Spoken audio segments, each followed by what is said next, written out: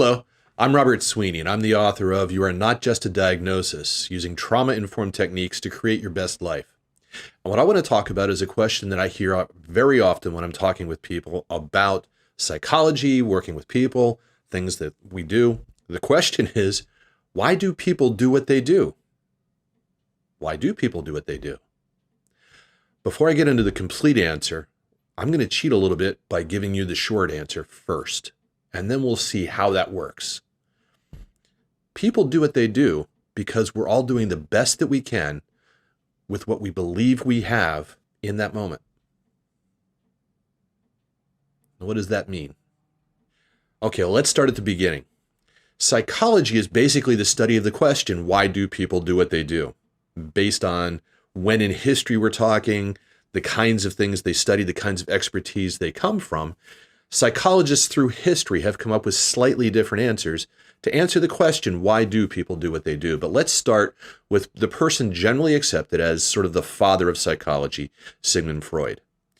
Now remember, Sigmund Freud was a man born in the 19th century, lived in a Victorian era in Germany and Austria, and dealt with people who were imperialists, who were Victorians, who were just themselves extraordinarily influenced by the fact that it was part of the Industrial Revolution in history. So at that time, medicine was still basically what it had been during the Civil War, what it had been for the Napoleonic Wars, not much better than it had been during the Middle Ages. And psychology was a brand new study. And so Sigmund Freud, a doctor, thought he needed to know more about why people do what they do and studied the folks of the day and spent his time with people who were having real difficulties getting through their lives and trying to help them live a better life. What he came up with was the idea that it seems there are two kinds of drives making us do what we do. One is conscious. That is, we think about what we want to do and we do what we think we want to do. The other seems to be subconscious, something inside us that we don't have direct control of, but seems to have some sort of control over us. Conscious, subconscious.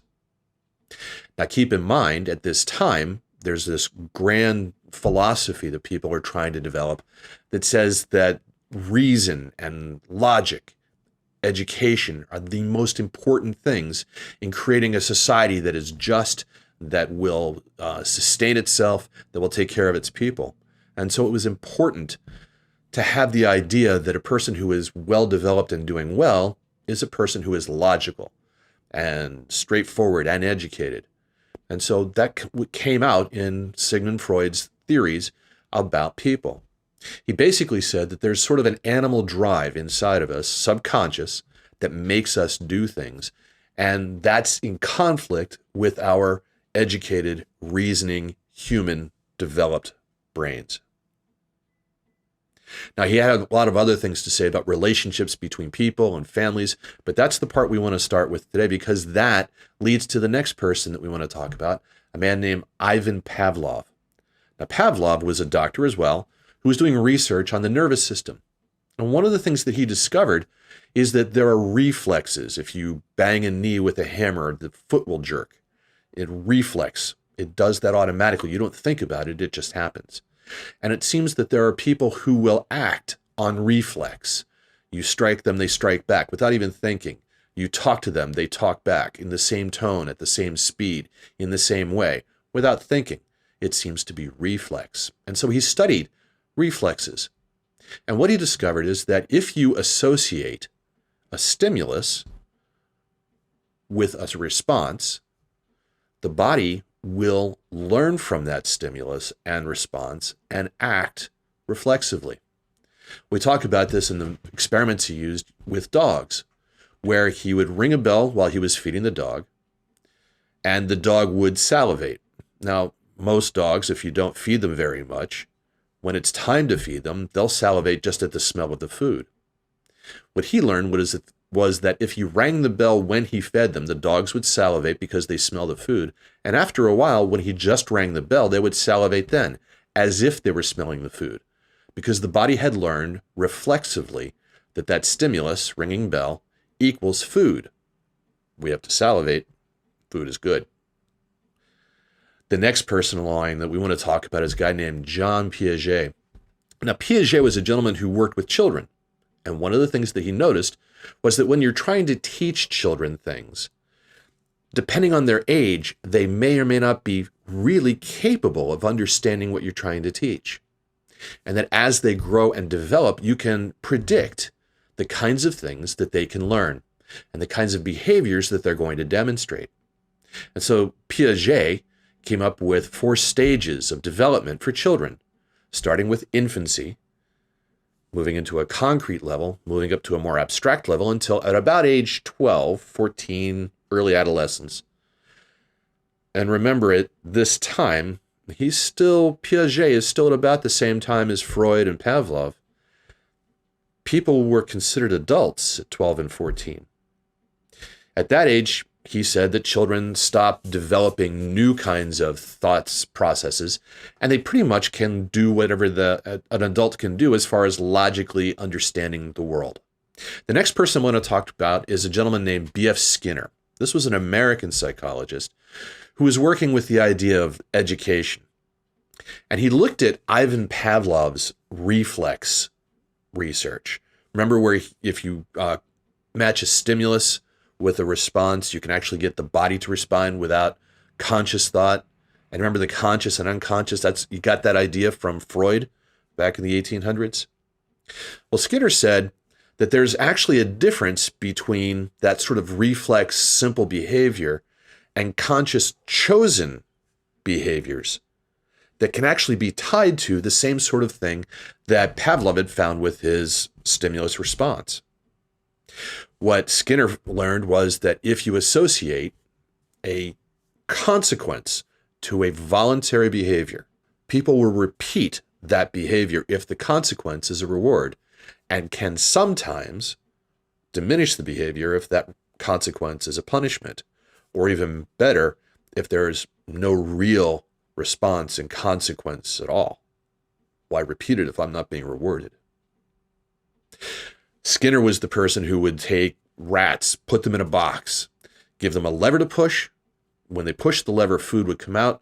They learned that way that when they press the lever, they get food. So they would stand there and press the lever all day long. Rats are smart. He would also learn that if he put that rat on an electrified panel that hurt, it would sting. But when they pressed the bar, the electricity would stop.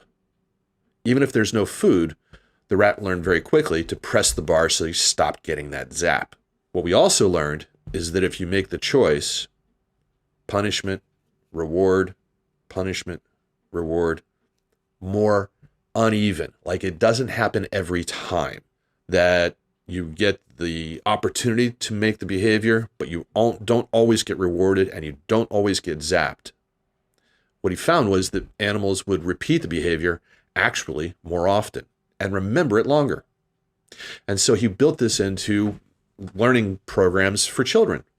If you teach a child something, you reward them very quickly, very often, immediately after they do the thing you want them to do. And after a while, you stop rewarding them every time, but you do reward them when it happens. And they'll keep trying that same behavior over and over in order to get that reward. Now, a gentleman named Abraham Maslow said that kind of explains behavior, but not human behavior, because there's more to being human than just stimulus and response, more than just reflex. And it seems to be more than just conscious versus subconscious. There's not animal drives, he thought. What he said was, everybody has needs, and you can predict what these are, and he actually built them into kind of a hierarchy. The bottom one being the physiological, what we eat, what we breathe, what we need to survive. These are the most important physiological needs that we all share. And then as like a pyramid, the next one would be social things, the next individual things, until you get to the very top of the Maslow hierarchy where you find self-actualization. The person who meets each of these needs in a step builds up to the top of the pyramid and is becoming the most self-actualized person they can. Maslow said that there were times you could see when people will do what doesn't seem to make sense from the outside if you're just a person who studied Skinner and said, look, there's no response, or there is a punishment. But that person does it anyway because he said, you can see these people trying to meet those needs on the hierarchy in a way that to them makes sense, but may not make sense to you on the outside. And so learning is more than just stimulus and response. It's about meeting complex human social, psychological, and physical needs. The most important thing to remember about Maslow is that he described them, like I said, as a hierarchy. Until you get the physiological needs met, you're not going to be spending time trying to become self-actualized. You're not going to be your best person if you're worried about what you eat every day. Now, another gentleman named Lawrence Kohlberg was talking about human development and morality. Again, he's talking after reading Maslow, after looking at Piaget and Skinner, looking at Freud. He noticed that people will develop how they interact with other people in sort of a predictable stage. And in fact, where Piaget stopped talking about human development in children at about 12 or 15, sort of implying that people are adults at that point and they're sort of miniature adults. That's not really true. Piaget was more just interested in children because he was a children education psychologist. But at the time, that's kind of the way society worked. Kohlberg was more interested in how adults interact with each other and how people develop rules, morality. And what he said was there were 6 stages of moral development. The first being, I do what I do to avoid a punishment. The second, I do what I do to get a reward. The third, I do what I do because it creates a relationship between me and the person who's observing me. I'm a good boy, I'm a good girl. Someone tells me I'm a good boy or a good girl. I do it because mommy wants me to, because I want mommy to want me to do that. It's not about punishment reward, it's about the relationship between us. The next step is about I understand what the rules, I understand what the consequences for the rules are, and I'm a little lawyer. I'm going to make sure you know what the rules are and you're punished appropriately. It's about fairness. And Kohlberg said that you could see that sort of moral development is pretty much what we develop at about 5th, 6th grade. Pretty much at the point where Piaget was saying children have now developed the ability to sort of think in abstract terms. They're not worried about whether it's a flower. They can imagine a flower. They can imagine getting a flower. You can give them a picture of a flower and they understand that that's a reward in and of itself. And Maslow was saying that that's pretty much at that lawyer stage, that's where many people stop developing. He said that that's all they need to get along in many societies. It's not encouraged to be more moral, more philosophical, more developed than that. And many people just sort of stop at that point, in spite of the fact they grow older. Some people, Maslow said, develop another stage of morality where they say there are responses and responsibilities, there are consequences to my behavior that have something to do with society at large. And so I'll do what I do because it's right, because it has someone else involved, because the community expects it of me and I want to be part of the community. I want the community to do well. And then finally, Maslow said, for those of us who are most developed, and of course he counted himself amongst this group of people, he said that they develop a kind of moral code that is above and beyond what the community demands, but is right in and of itself because they understand right and wrong, good and bad, and they hold themselves to a higher standard because that's who they think they are. It's a morality based on being the best possible person. And he said this was the rarest development and the most mature development. But that's the level of development that most of us should be striving for. It should be what we teach others. It should be part of the school curriculum. And that's part of what Kohlberg was teaching us at that time.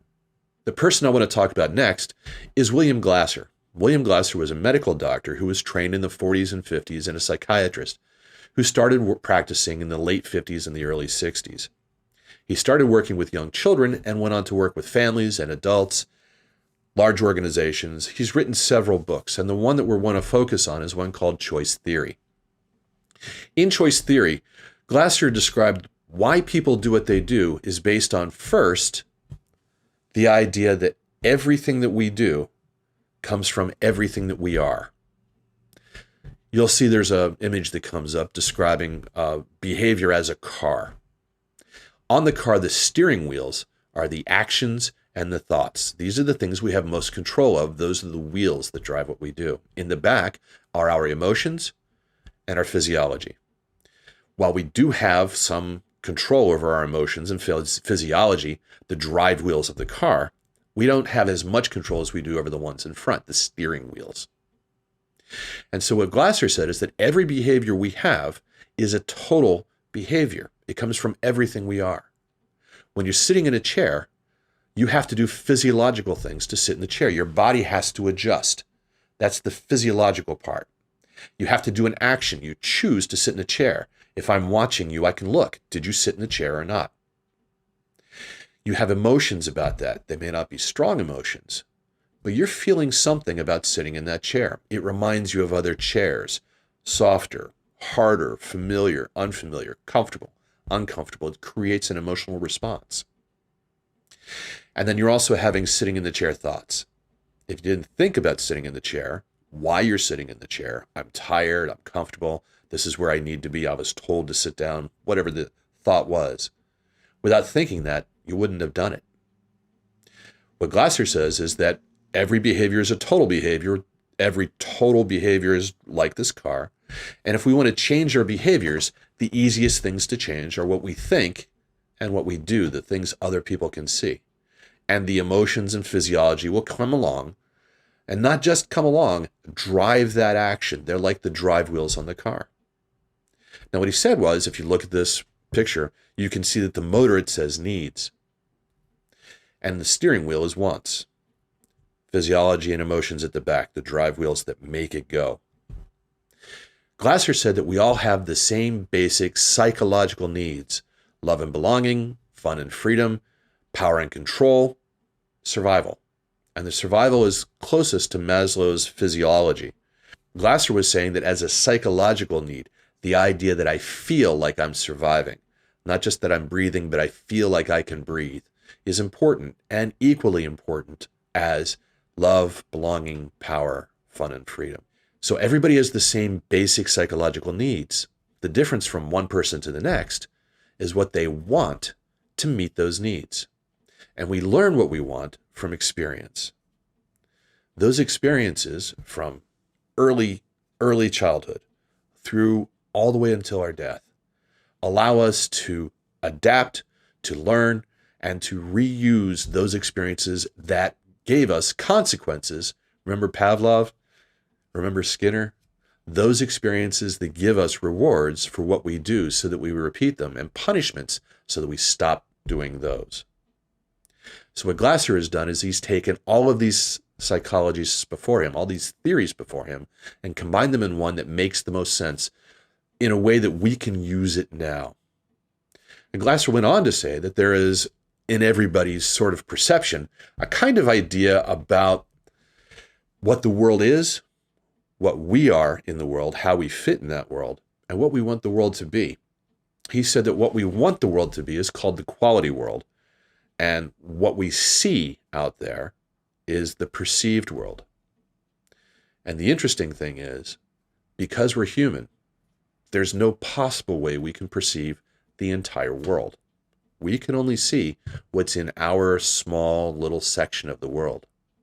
And worse than that, what we see is filtered by who we are, who we spend our time with, what we've learned, how we talk, our physiology, the things around us, so that that world, that real world that is within our grasp, actually appears in our perceived world far smaller, less colorful, less rich than it truly is, even if it's only our little small part of the world. What drives us, Glasser said, is the difference between our perceived world and our quality world. In our quality world, everything goes our way. Everything is sunshine and sunflowers, puppies and kittens, people who love us, people that help us, people who want us to do well, and people who help us when we need it. In our perceived world, almost none of that's true.